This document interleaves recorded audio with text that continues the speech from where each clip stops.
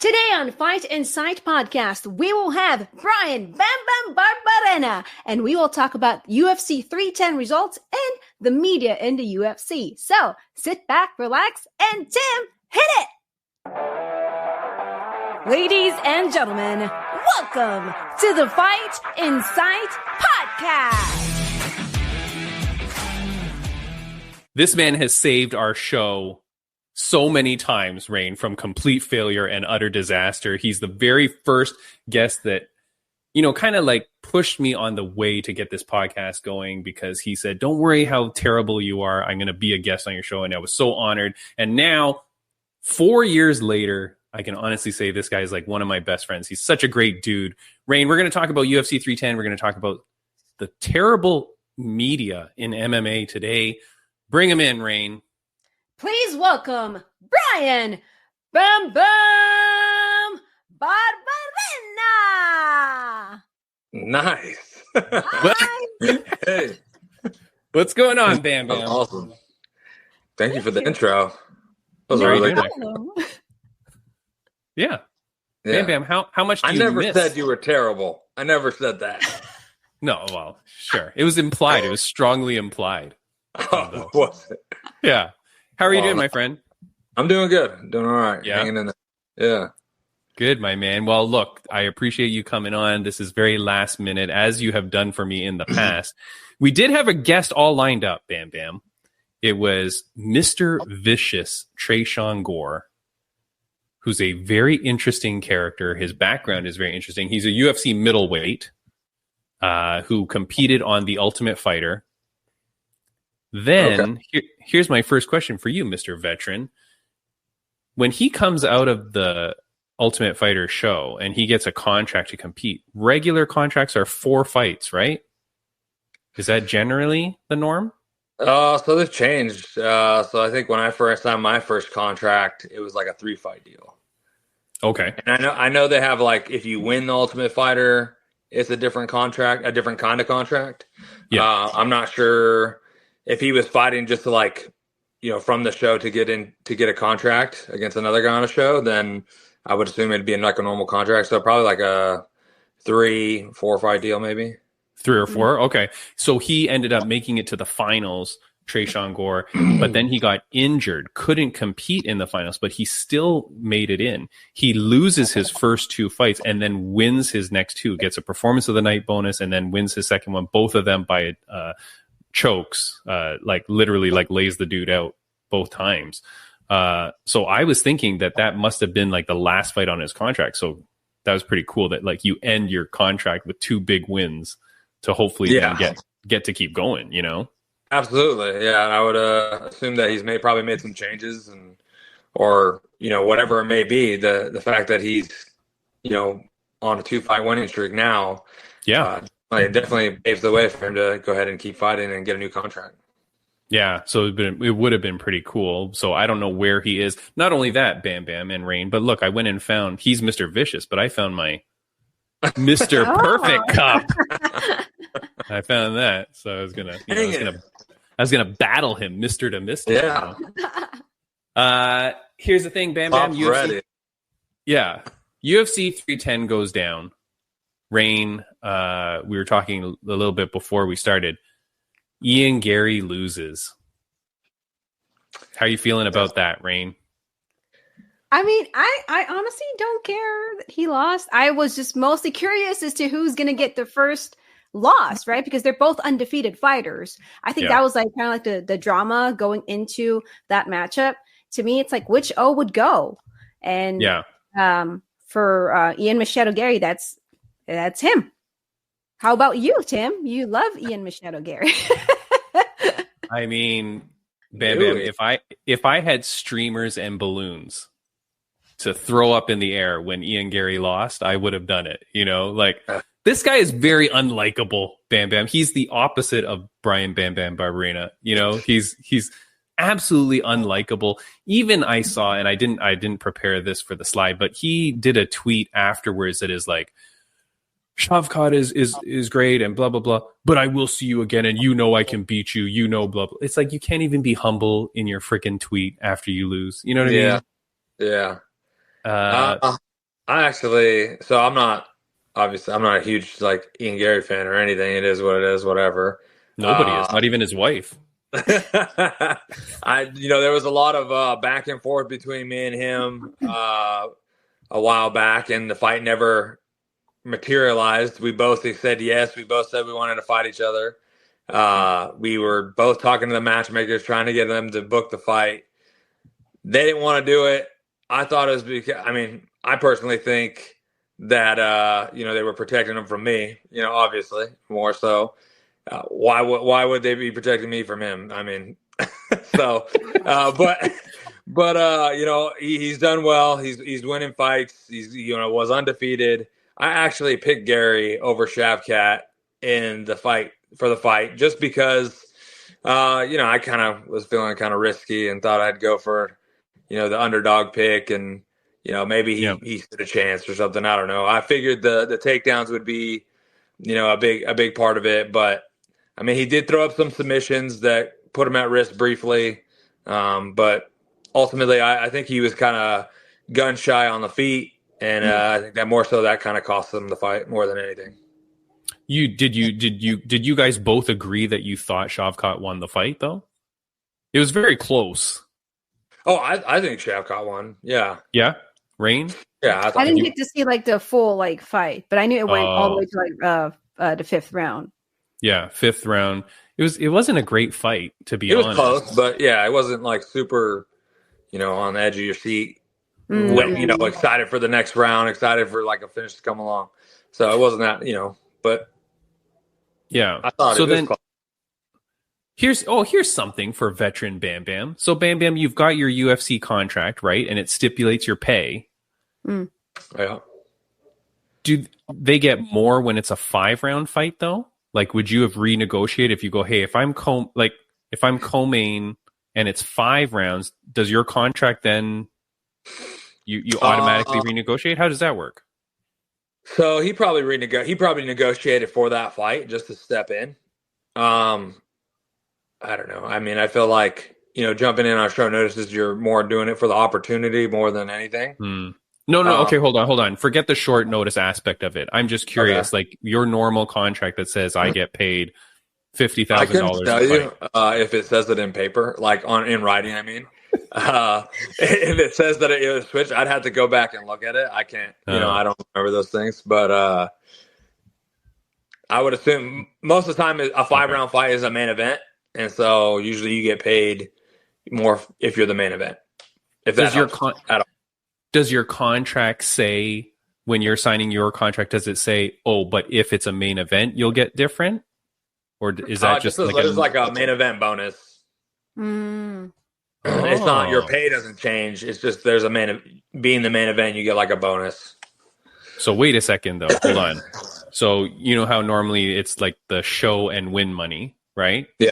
Yeah. So let's say you're 50-50, okay, just to make numbers easy. Yeah. So if you're on a contract, it's 50-50, and then you said there's a main event bonus of, let's say, does it add to your show and win, or is it just a flat number? I think it's just a flat number. That's not very good then, right? I've never, been the main event, I guess, so. That's bullshit. Who do we complain about? Yeah. There is. Yeah, it is. Damn it. What the hell? Idiots. I need to go back in time and slap somebody for that. Okay. So here's another thing. Going into 310, some of the big drama that we had was that where people were fighting on the card. So Aljamain, I think some of that. Yeah, Aljo and Evloev, or however you say that name, they were on the prelims, and they seemed quite upset about it. Aljo specifically seemed quite upset about it. And then what was the other one that was on the prelims was Eric Anders, Eric Anders, Fight Insight alumni, versus Chris Weidman. And they were on the prelims as well. Both of those guys being former champions, blah, blah, blah. They're both like, oh, we shouldn't be on the prelims, whatever. Just to confirm, Bam Bam, because I was writing it everywhere on Instagram, your pay doesn't change whether you're on the main event or main card or prelims, right? No, it does not. No. So, people always ask me, like, and when I see people make a big deal, it's like, for me, it never mattered. I can be the first fight of the night, or as long as, if it's not the main event or the co-main event, I say the co-main, it doesn't matter. My pay stays the same. So, I mean, I don't care. You can put me the first fight of the night. The sooner I get to get in there and get it done. So, and have fun. Right. That's it. So it never bothered me at all. I thought it was kind of silly that people would get upset, like, oh, I'm not on the main card or whatever. And I understand there being like, TV or whatever, more eyes at a certain time or whatever. So if you're like the main on the prelims or whatever, you're technically probably have more eyes on you and stuff like that. But and people think like the main card, well, a lot of people don't tune in for the main card, they think. So then, they're losing out on eyes being on the main card. But also you got to think like where it's airing, not everybody buys the pay-per-view. So that is true. Maybe they didn't see you if you were on the main card, the other ones on ESPN Plus and all these other places. So everybody sees eyes that. On you. Yeah, exactly. So, and I think, in general, if you have, a fan base and stuff, people are going to follow and tune in, and, they're going to let people know that you're fighting at this time and where you're at on the card. And that's going to make other people tune in. So I think it's kind of silly to be upset about it. I mean, even being a former champ or whatever, it's like, well, who you're making just as much money as you would if you were the co-main event. Like it doesn't matter. So let me ask you, and that is the story that I always used to hear from my former, not my former favorite, but probably my favorite female fighter, Misha Tate. She was notorious for always being essentially the main event of the prelims. And she came out so many times and said exactly what you said, Bam Bam. Is like, hey, I'm happy being here. All my friends and family can watch. Nobody has to pay pay-per-view dollars to watch me fight. And I'm here and everybody can see me. So she was fine with it. But I like what you said. Now, here's something, again, more inside dirt, Rain, we're going to get. I can't ask normal guests this because I worry that they'll get insulted. But Bam Bam's my friend, so he'll say it. Or don't say it if you don't want to. Would your sponsors pay you more if you were on the pay-per-view or the prelim or not? No, I mean, so your sponsor doesn't give a crap either. Yeah, really, no, because you're getting, the eyes are on you anyway. And again, they should pay you more if you're on the prelims. I guess, more eyes on you, more, people not paying for pay-per-views and stuff for sure. Yeah. Oh, see, it's backing you. You out there going out there and representing, being part of the brand or whatever. It's not like we could have their logos on us now, so it doesn't make even more of a difference, so. Yeah, exactly. So even then it doesn't even matter at all now. Media, the build up really, for the sponsors and stuff. And then obviously going out there and performing on national TV and for all to see is, big. Yeah. Okay, so here, let's get into this. I thought this was crazy. So Aljo, Chris Weidman, whatever, people were talking about, hey, why shouldn't these fights be on the main card, blah, blah, blah, right? Then there's this article that I read, and I'm going to put this up. So for people that are only on audio, I'll read it out to you. But this is a news article on I don't even know, SB Nation. I'll see it when I put it on here. Look at the title of this article. SB Nation, I was right. UFC matchmakers insult fans, former champion with garbage Mitchell versus Gracie pay-per-view booking. Wow.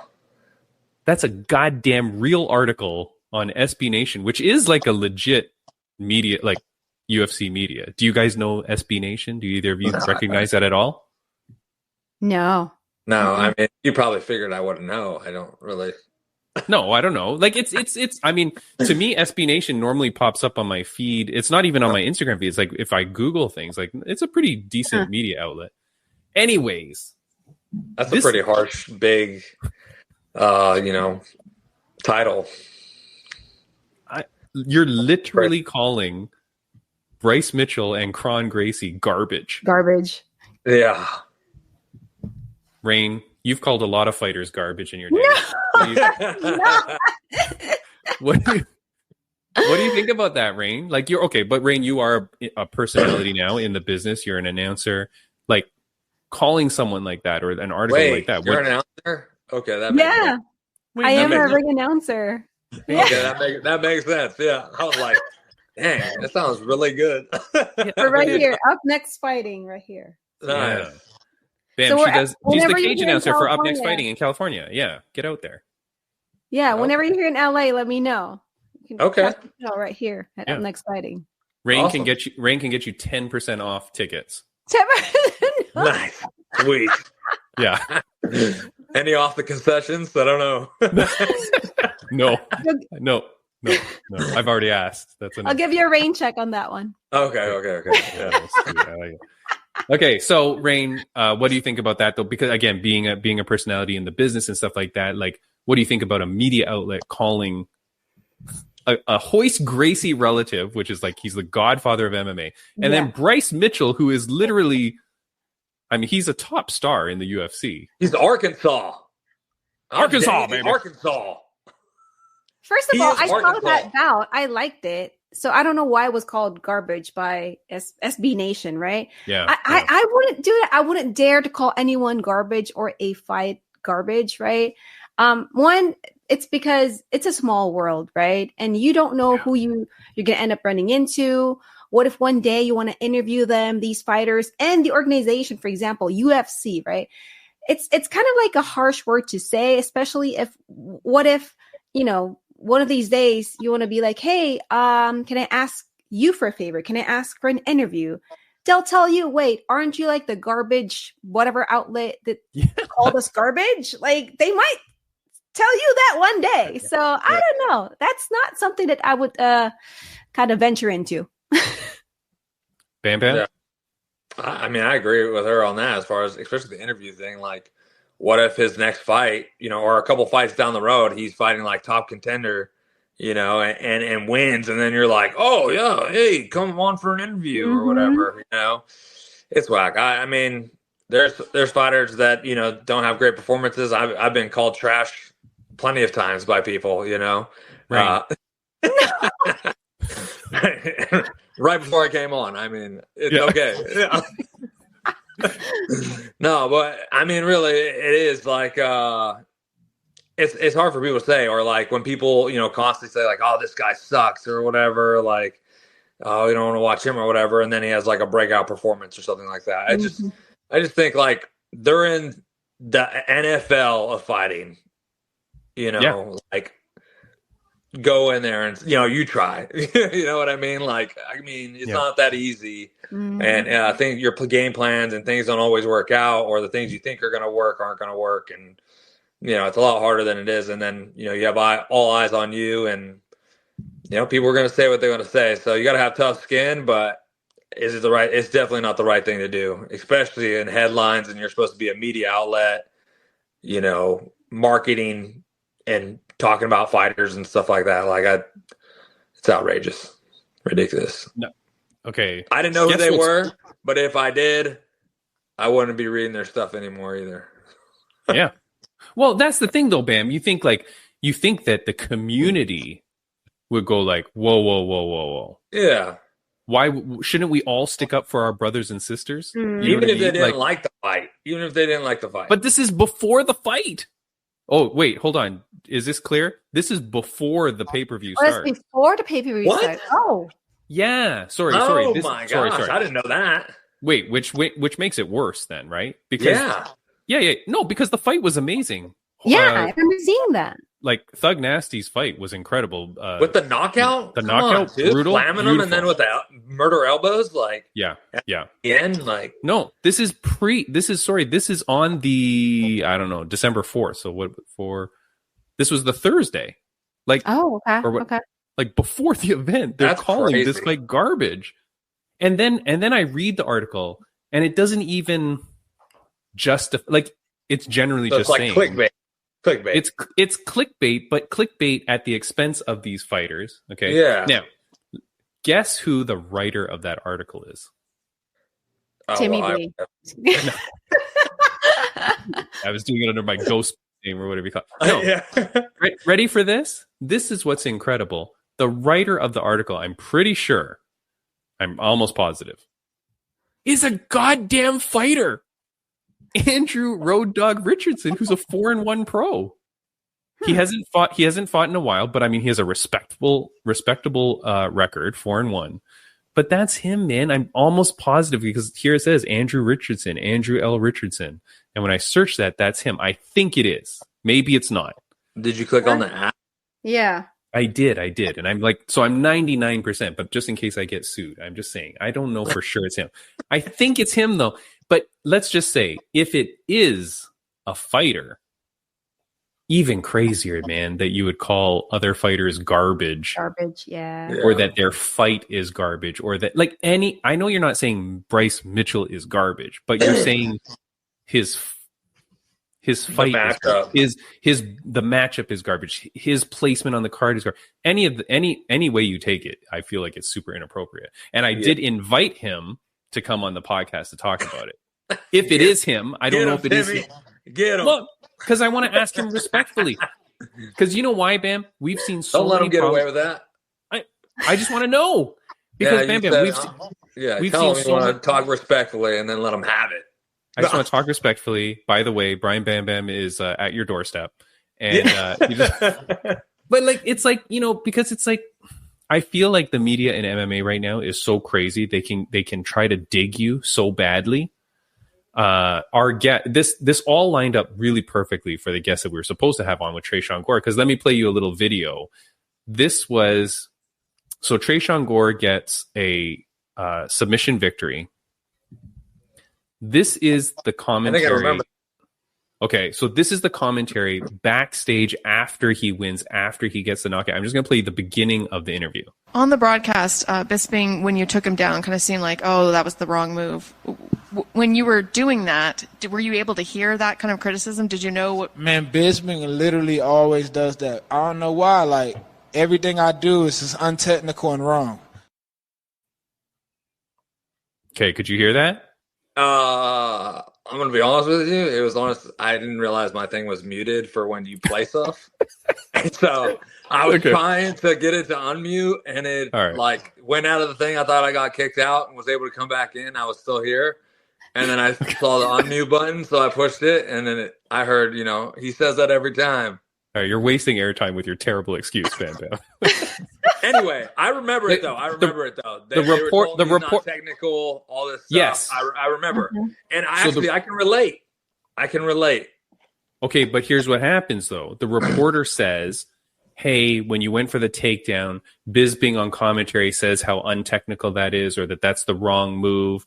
Then you take him down. Could you hear him? Because as a commentator, you're right on the edge of the ring. And so a lot of times, even when I've been commentating at Fight League Atlantic, go check out fightleagueatlantic.com. I worry that sometimes if I'm commentating that the fighter's right there, especially if they're next to me, I've got headphones on. I never know how loud I'm talking. And I feel bad if I'm like, oh, he is really getting pummeled. You know what I mean? And then the guy's like, oh, fuck you, buddy. Right? Yeah. But sometimes I've never, but so they say that. And then Tresean Gore goes off, and thank God this dude is a professional, because he goes, hey, he always says that, but you know what? He's a champion. He's achieved things that I want to achieve. And so I respect him, and I wouldn't say anything about. And then, so he turns it. And then this freaking media lady goes, oh, well, he did say afterwards that it was right and blah, blah, blah. But you set him up. You tried to get him to go off and bash Bisping so that you could have more clickbait. A guy who just fought, who even though he won, he's still like, he's got euphoria. He's got like all the hormones going and the energy and the whatever. Yeah. You're trying to get, you're trying to get him to say something wrong. And I'm like, this media is so bullshit, man. Like what they're doing to people. And I feel like they're doing it way more now, Bam Bam, than in your day. Than even just a few years ago. You know what I mean? Yeah, it's definitely gotten worse. I've noticed. But they try to trap you and try to trap you. Yeah. And then in the interview would be like, oh, he said all these things. And then, but he said, he should be a champion. He is a champion. All this, it's like it's bogus. No. And then I feel bad though, because if you look up if you just look up Tresean Gore Bisping, all the articles are Tresean Gore rips into Bisping, Tresean Gore, blah, blah, blah. Like even then they still take a piece of what you said out. They don't go the whole route, and the articles just make it look like you're talking trash. Yeah. Yeah. I'm like, that is not cool at all, man. Yeah. So anyways, that's weird. Bam Bam. Let's get into your personal finances now. Open my book. Hold on. I got it all here. Rain wasn't here when I did it, but I had on a guest, which was Heather Jo Clark, former UFC fighter, Ultimate Fighter competitor. She came on to talk about the UFC lawsuit, the antitrust lawsuit. The day I have her on, the next day, the lawsuit got approved, or whatever it is. The settlement got approved. I was Sorry. the source for you. What's that? Said I was the source. Let you know it was approved. Yeah. Did you tell me? Yeah. Yeah, you told me that next day. Yeah. So it gets approved. Now here's the thing, talking about media and stuff like that. Nobody talks about it, Bam Bam. I haven't seen one friggin' news article, one media member ask a fighter. Nobody asked Dana White that week or the next or the next. Not that I've seen it. And I mean, as far as you know, as a fighter who would have been included in that time period, what is it approved? Is it done? They said they accepted the offer. Yeah. But so then what? You just sit there and wait for a Lamborghini to pull up? Like, how does that work? I don't want that. Give me that money. No, the Lamborghini is the guy. The Lamborghini is the guy delivering it, and then he just throws money. That. So according to the notice or whatever, it's like, there will be a time we have to fill something out or something next year, and that it's going to take a little bit of process before the fall get situated and sorted out, and should be like somewhere near summer next year or something like that. Summer of 2025. Yeah. That's pretty crazy, though. Yeah. Is it crazy that nobody's talking about it? Or no? Just nobody? I mean, I guess, yeah. Especially like you think like the main guys who started the lawsuit and stuff, Yes. You think it would be more out there, I guess. Like they would be like pushing like, hey, look what we did. Yeah. We won. We're finally getting back. So I did see when they had put an offer, like the UFC tried to get a settlement or whatever, do a settlement before the first time, and it was declined. So I saw something that like there was like fighters from like the beginning who started it and stuff were like, hey, we wanted to accept the offer and all this stuff. We just want to, we have our bills. And so I think more then than I have now that the offer has been accepted, and approved. Okay. So I don't know. I just think it's strange because you would think that it would be a big thing. You think that people would either be bragging about it or that the media would be talking about, because what it also does is it really sets a standard now for another lawsuit to come through, because this was for one period of time. Yeah. I don't get why they wouldn't just do another one for the next lump of time. I think there is another one already. No, I think there's another one from a Canadian fighter, Cajun Johnson. He's the head of that one. Who your boy Timmy B did reach out to him, but he said he cannot speak about it. But there is another one ongoing, but that's almost the same time or very close. But I just mean, like, if you fought yesterday, plan on another lawsuit coming, I think. Well, maybe that's the thing though, is maybe they're telling them not to talk about it. Well, I guess maybe, but like, like anyways, an NDA, maybe. Yeah. Right. Okay. Yeah. Oh, maybe until like or whatever. I'm just telling you what I mean. Yeah. Well, no, you didn't hear anything. Cut that. You didn't hear nothing. Cut it. Okay. Here, I'm just saying what I know. I mean, there's no real. No. Well, no, you haven't really. I saw what I said anyway. Already, I think someone posted it. Something. I think SB Nation posted it. Oh, forget that. Never mind. Okay, here's something that's more also down Bam Bam's alley. The 12 to 6 elbows, Bam. Gosh, I wish during my time. What a dream it would have been. But here's the thing that I don't see people doing, and I haven't seen it since the 12-6 elbow rule came in. I feel that, man, if you are on top of a guy, right? Yeah. That it must be almost impossible to block a 12-6 elbow coming straight down, because when you put your hands up to guard like that, it's going to come straight through that friggin' thing. Yeah. And slice through the guard, yeah. I haven't seen a lot of people doing it either. I know. But like, I really feel like the minute you're on top, you got to be doing 12-6 just straight down, because you can't. What are they going to do? Like, how are they going to block that? It's so pointed right through. No. Oh, like an X, like Degeneration X. Yeah. Like, I just don't know how you're going to stop that. I feel like it's so unutilized so far. I think people are still getting used to it. Yeah, right. Because you think their brain is like, I can't do this, so you just don't. Yeah, they just don't. So they just stick with like the safe ones, like they already know they can do. And think about all the drills you've probably done your whole life, Bam Bam, where you're like on the bag and then you go bang, bang on the bag, right? But you're doing it that way. Now, if you're like a 5-year-old kid at the gym, this way. Yeah. You know?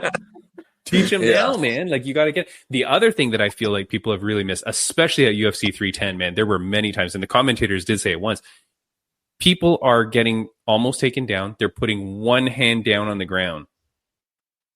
That's not no go anymore. And I don't know if they're doing that, Rain, to like keep their balance and stay up, or if it's just muscle memory and they're doing that to avoid the kicks. But so many guys were doing that, putting that third point down onto the ground. And I'm like, why is the dude not just throwing a kick to that face right now? Because it is wide open. Yeah. Again, I think it's people. It's going to take a little. There's going to be a time period of like getting used to it, getting used to the rule, the new change of rules and everything. Yeah. Especially because in certain, I don't know if it's like all around now, but it used to be in like certain states you can do certain stuff, right? Certain countries, it's certain rules, like now. So I thought it was always weird as like, well, here you can do this and here you can do that. It's like, why isn't it the same everywhere? We're fighting the same promotion. They should have the same rules everywhere, but it's just commission and everything. One of the rules that people don't know about is that if you're fighting Michael Chandler, you can hit to the back of the head and it's fine. Did you know that? That's a rule. He can take it. Yeah. No, he can give it. He can give it. No foul. Yeah. Yeah. Okay, last thing I want to talk about, Rain. P for P. I got into a lot of fights online with this. Oh no. P for P. Pound for pound. Number one. Who is it, Rain? Your opinion? Right now? Yeah.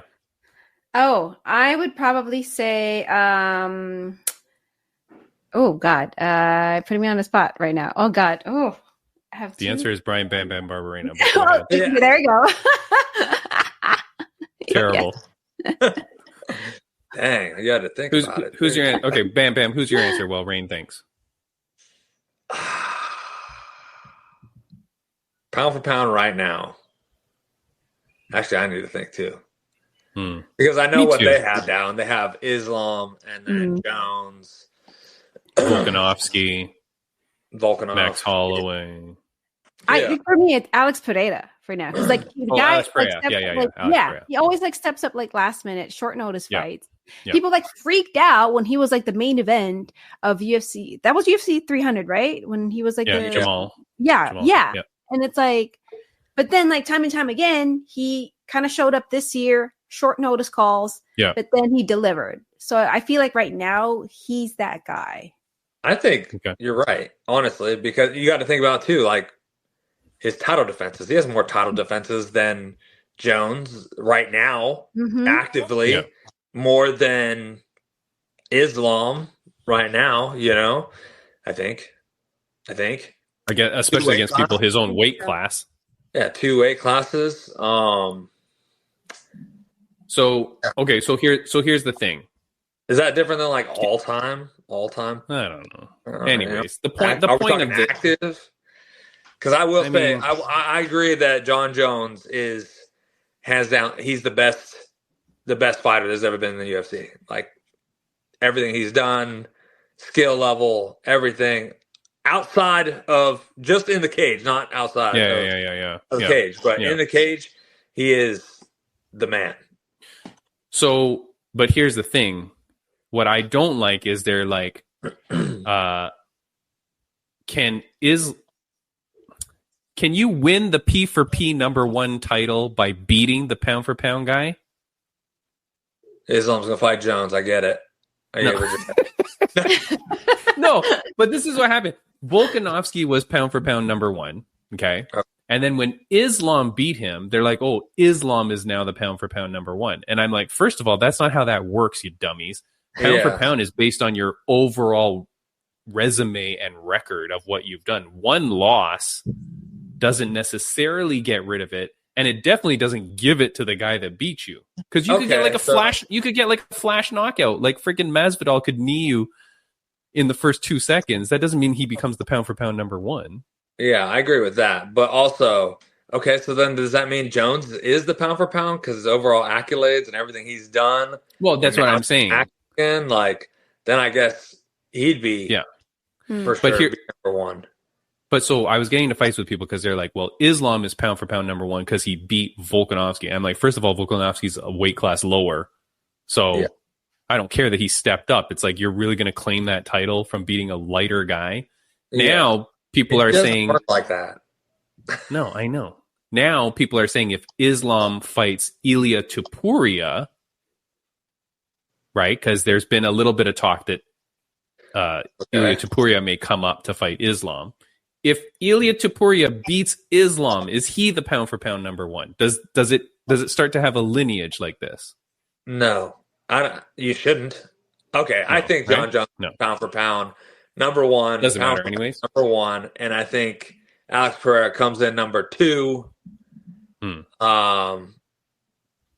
And these are like active fighters. So now John's is active. He had to still pound for pound #1. If you count everything he's done in the past and the stuff he's done now, it still comes together because he's an active fighter. He's pound for pound #1. Alex Pereira #2. Islam #3. And then you can go to others as well.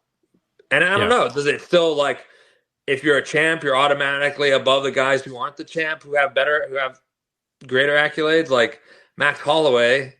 You know, how many title defenses he had? A ton. How many badass scraps has he had? A ton. Yeah. Like, he's definitely up there. Like, yeah.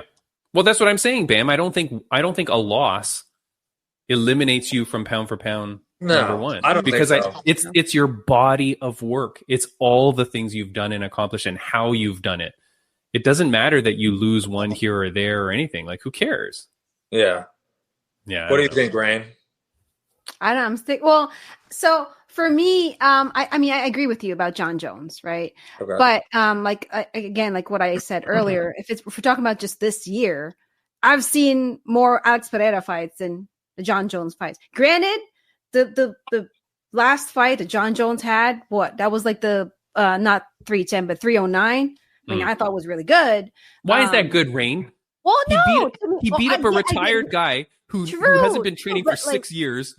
We haven't seen him in a long time. So for me, just to kind of like see him again, to me, that was again? John Jones. To me, it's like, I know, but he could. Again.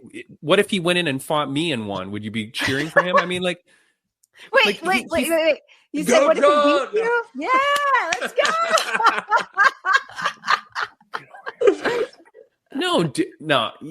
I feel like that fight does absolutely nothing for him. Okay, so now I gotta ask. What? Do you think the Aspinall fight has to happen? Or do you think everywhere? Do you think it's Aspinall? Like he has to fight Aspinall? Who else? Or is he do you think it's the Pereira fight? No, Bam. Who else is he going to fight? It has to be the guy's sitting there with an interim title on his mantle place. He's already defended it once. Like, what the hell are you going to do with this guy? Like, you got to friggin' give him a thing. Or, you know what? Here's the big thing. Aspinall should ask for a release of his contract and then go fight Ngannou. Because there's a big there would be a lot of people that would say that Ngannou might be the P for P best or the baddest man on the planet or whatever, right? And I think Aspinall should really play his leverage, like take the leverage he has and go, you know what, UFC, you either book me against John Jones or you release me. Now, I think John Jones relinquishes the title. Yeah, but I know, of course he will. I don't think Jones is ever going to fight Aspinall, and I think he's just going to sit and be stupid about it. Maybe he'll go in for another surgery, some elective surgery. Well, I think he'll relinquish the title and then try to push for the Pereira fight. I don't think Dana will force. I don't think Dana will force him to relinquish the title, though. I think if he goes and gets surgery, they'll just say, "Well, the title is still his," and blah blah blah. And now Aspinall, you can either not fight and make $0, or you can defend your interim title. And every time you do that, you run the risk of throwing away your payday of fighting John Jones when he does come back. I mean, you're right, though. He's defended it. He's already defended it. Like, yeah. How are you going to have him defend it again? That doesn't make sense. Because how's this guy making money, Bam? Where does Tom Aspinall make money? I'm sure he's making sponsorships, maybe. How much is your sponsor? Man. I bet you he's making he's definitely making like champion pay. Like he had a big bump just for winning an interim and then even defending it and everything, even though Jones. No, I know, but how does he make money when he's not fighting? Oh, shit, get that part-time job, trash man, He's working at the local fish and chip restaurant. That's the hardest part, right? But that's bull crap. Yeah.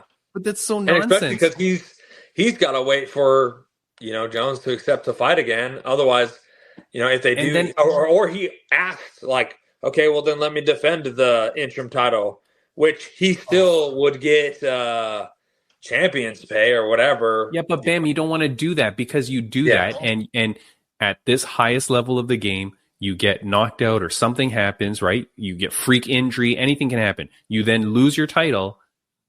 And now you got to work your way back up, right? Like it's kind of like what happened with Chandler, right? You're sitting there waiting for Conor forever for that payday. I don't even know. And then finally you're like, all right, I'm going broke. I've got like I got bills to pay. He takes the fight against Oliveira and then loses. Yeah.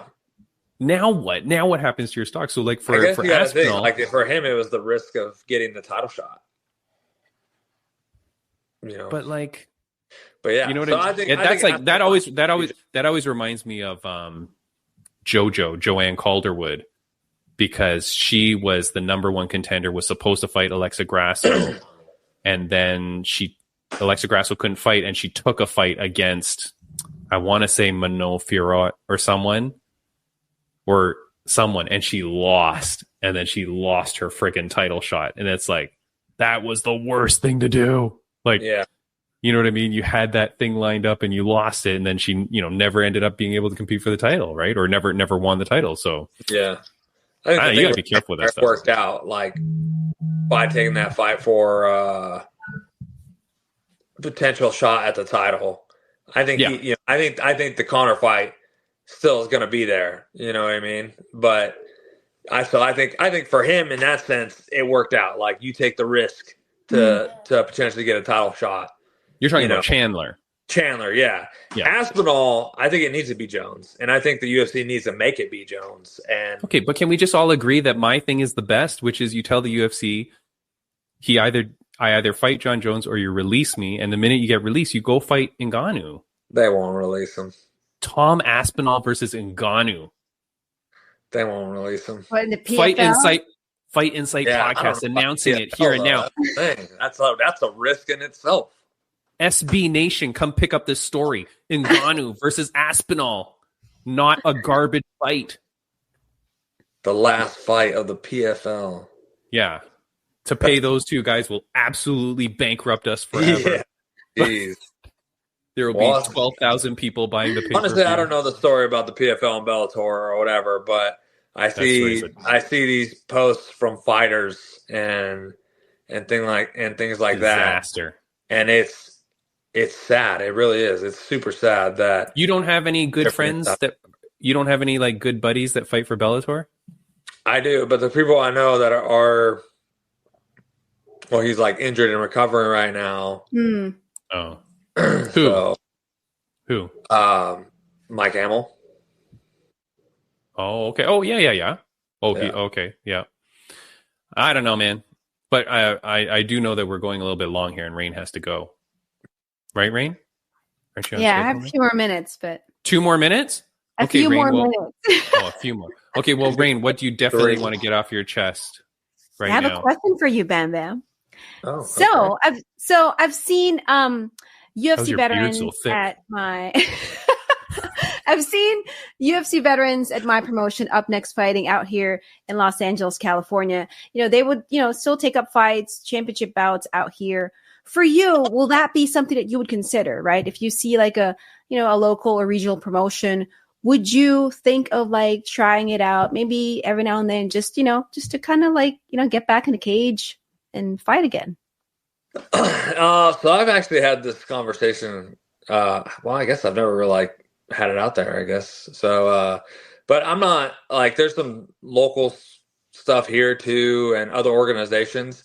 So I feel, and this may be wrong and people may think whatever they may think, but I feel like I'm past the regional scene. I don't feel like, obviously if the money's right, that's the biggest thing is I know my worth and I'm not going to take, these regional scenes. A lot of them want to offer you, a couple $1,000s to get in there and fight. And it's like, well, that's great. And I understand it for like up and coming fighters. But like I said, I know my worth and the time I put in and the expenses that go into it. It's just overall not worth it. I love to fight, but I can go do that at the gym if I needed to, if I wanted to get the itch out, I am looking to fight again and, do it and step in the cage again or a ring or wherever.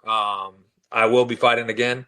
It's just, it definitely, I know my worth and it has to be worth my time and the right amount of pay for me, honestly. That's the biggest thing. It's just got to be the right number for me to step in there again. So, and if it doesn't turn out where none of these people want to, pay me what I'm worth or even close, then I won't fight again. And personally, honestly, like it sucks, but I guess that'd be okay with me. Like I'm not going to go out and do for less than I know I'm worth. And it's not, I'm not one of those, I don't think I'm at that point where like people who get in the UFC and then they ride out after a couple fights and they like, I'm going to fight my way back and go on the regional scene and take the budget cut or take the cut because they're like, okay, if I could just knock 2 out, get 2 wins, maybe 3, exciting fashion on the regional scene, boom, I'm back in the UFC getting signed. And that does happen. And it's not that I wouldn't love to be back in the UFC, but I think I could do that on a bigger stage than a regional scene, get some wins and then get back if I wanted to, if the opportunity was there. But ultimately, we'll see what happens. Do you mind if I paraphrase for Rain, Bam? Yeah, was that way? That was probably, yeah. No, I'm just gonna paraphrase it for Rain. Rain, go back to UNF and tell them to up the offer. Oh, was there an offer? I feel like she was somewhat giving an offer, Yeah, kind of like, like, wondering, yeah. Like, she's hey, testing the waters. Touch base, see where he's at, let us know. Yeah. As Mr. Barberena's legal counsel, Cruz, I would ask that I didn't catch that, so Timmy B. Yeah, got it. I got you. And also, please note, Ms. Cruz, that we are also fielding offers from the Pillow Fight League, which have been very lucrative. And so you're going to need to come back. Would you do a power slap then? No. I don't even want him to answer this goddamn question. Rain, if he ever does power slap, I'm never talking to him again. Do not do that, damn it. No. Right? You would never do that. Give me a break. I don't know. I think if the price is right. I think his screen froze. Bam, you're not. Would you do that? No, don't. Preferably, I'd rather not do power slap. No, that's terrible. Okay. You've got a wife, you've got children. But I guess money talks. But even still, I think I wouldn't do it. Dude, that is brain damage. I personally don't find any enjoyment doing that. in doing that, and even for the pay, like if it was like a crazy amount of money, even still, I don't think I'd be about it. I don't even understand what the amount of money would be. The problem is because you can't even. It's not even like you can. You're fighting. There's no back skill in it. There's no like There's no you skill. can make a miss. Like he can try to slap me. Like it's like you just take it, and then if you're not dead, then you get to hit him back. Like I don't know. I don't know. The stupidest. Rain, how dare you ask that question? Rain? That is the worst. I get it. I get it. No. Ridiculous. I'd rather see Bam Bam fight. They did call me in a phone booth. They like called you and asked? Oh yeah. Oh. They did call? I'm just kidding. Oh. I'm just kidding. No, I haven't talked to him about. I haven't talked to anybody about Power Slap. As a UFC athlete, were you told you may not disparage Power Slap? I've never been told anything. I always wonder about that. I always wonder if they tell the athletes like you. Well, I see they ask people on some of these things like, "What is your opinion on Power Slap?" Mm-hmm. Everybody gives like a real nice. Yeah. Oh yeah, it's cool. Oh, it's amazing. I don't know. I think if you're up for it, why not? But like, yeah, I mean, because it's brain damage. I just feel like it's so unsafe, though. But I feel like it's so unsafe. Like it's so terribly horrible for you, especially like a man the size of Bam Bam, Rain. Like that's like a Mack truck hitting you in the square in the head. Like I don't mind, like not that I'm a pervert, but I don't mind watching the girls do it. Right. If I can watch Paige Van Zandt do Power Slap all day long. I thought that was the weirdest thing, and I'm pretty sure they set her up with people who weren't even. I know, but Bam, like how hard is she really going to slap? Like I feel like Rain, I'll find you a competitor, no problem, right? You guys can slap the hell out of each other all day long, but I don't feel like you're going to cause each other permanent and serious brain damage. But when these men are doing it, that are giant men, that's crazy, man. I mean, crazy. Just forgetting your children's names, the one hit, forgetting your birthday, the second hit. Like, what the hell? It's crazy. No way. Bam's not doing it. No. Legal counsel has spoken. I'll let you know if I ever get into it, but yeah. Well, don't call me when you do. All right, we're out of here. Bam, you saved the. Was that an offer? Was that like a feeler? Rain? No, that was just an honest question, honestly. Because my last. I think legally that's an offer. No, my last fight, I actually announced two guys who have fought in the UFC, and they were our main event. And one of them actually ended up retiring. That was his last bout. So, yes. Shout out to him, Francisco Rivera. Hi. Okay. Yeah. Awesome. Well, and at Fight League Atlantic 15, I commentated a UFC fighter's retirement fight, which was Chris the Greek Assassin Kladis, who's normally a commentator for Fight League Atlantic. He went back in the cage one final time, back at home, back on the East Coast, and he fought his retirement fight for that promotion, which was amazing, and he won, and it was a great fight, and it was just a great swan song, right, for him to be able to do that with his home and stuff like that. So, it gives people an opportunity, I guess. Yeah. Yeah. Put the gloves down. Mm-hmm. Yeah. Kind of put a seal on it. Yeah. Get it. So it's cool. All right. Look, we covered everything that I could have imagined. So thank you guys for coming.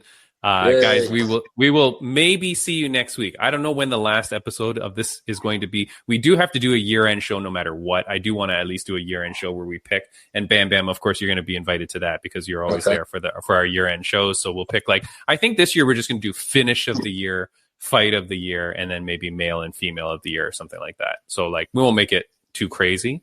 But yeah, that's it, guys. Thank you, Bam Bam, for joining, my friend. Yeah, thank you. Rain, it was a pleasure. Thank you for you guys. Thank you for having me on. It was nice to meet you, Rain. Finally. Nice to meet you as well. Yeah. And thanks for keeping it clean this time, Bam. You weren't swearing a lot, and it wasn't too bad this time, so it's good. Yeah, to edit. Yeah, good. All right, thanks. guys. Yeah, guys, have a good one. Thank you so much for watching. And Rain, thank you. Bam, thanks, buddy. You. See you guys. Bye-bye. Yeah, bye.